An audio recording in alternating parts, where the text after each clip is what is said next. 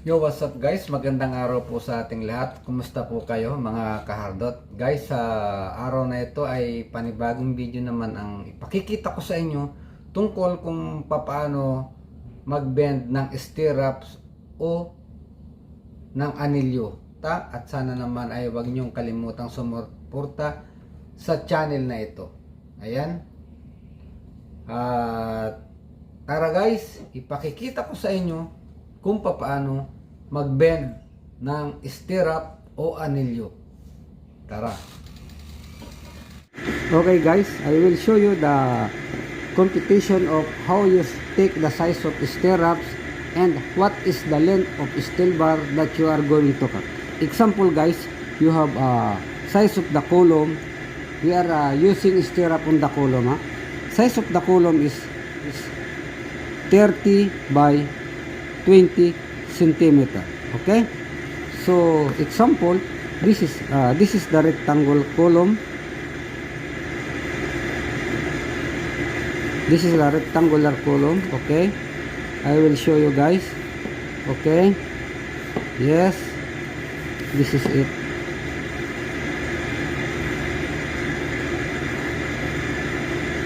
This side is 30 and this side is 20 centimeter. Right.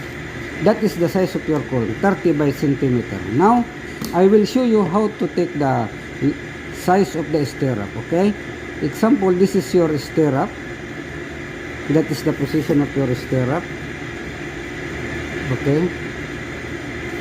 Like that. This one coming like this. This one have hook. We call this hook. That is the end lap, the hook one. So you have a concrete covering. Standard is 4 centimeter. Both side. This 4 centimeter. This 4 centimeter. 4 centimeter. That is your concrete covering in column. Okay. So how to take the size of stirrup? So you have 30 centimeter one side minus 4 centimeter plus 4 centimeter is 8 centimeter. So you have 22 centimeter. And this side you have 20 minus 8 also. That is 12 centimeter. So the size of stirrup you are going to make is 22 by 12. Okay. Now that is the size of stirrup. Now the length of steel bar. Length of bar. How you take this one? Huh? This 22 plus 22 at the two side plus 12 plus 12, I make lansam only. That is 44 plus 24 is 68. Whereas plus 8. Where is this 8? This 8 is your hook. This is the 8 centimeter hook. That is both end you have two hook, but you add only 1/8 because of this corner. You must be deduct this corner. So if you bend the bar, it will coming along. You will not make exactly. So the exact length of bar is 76. That is the length of the bar, 76 centimeter. Now guys, make it sure that while you cutting your steel bar, make it sure in a proper computation, because once you miss it, you may lose your material. Guys, here we go. I will show you how to bend this steel bar. Guys, here is the 10 mm steel bar. We will measure it and cut by 76 centimeter as per our size of the stirrup.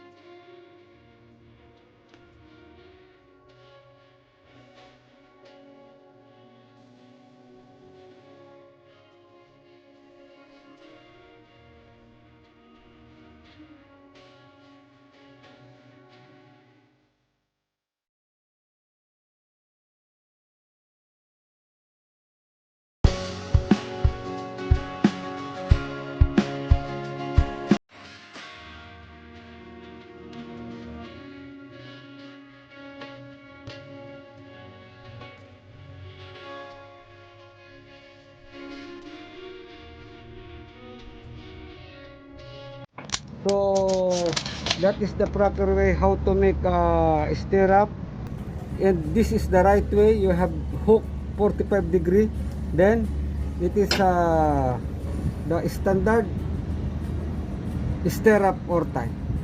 That is only the simple how you make the stirrup. Always check that this is an equal angle. This by using bend here, it will coming, you see here, it will coming on the right angle based on this table. Guys, thank you very much. This is the proper way in making of stirrup with hook. And the other type,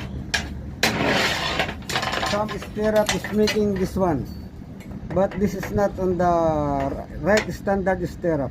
The right standard stirrup is same this one with a hook. Thank you very much, and I hope you will you take some idea regarding how I bend this stirrup, like 10 mm diameter. Bye. Okay.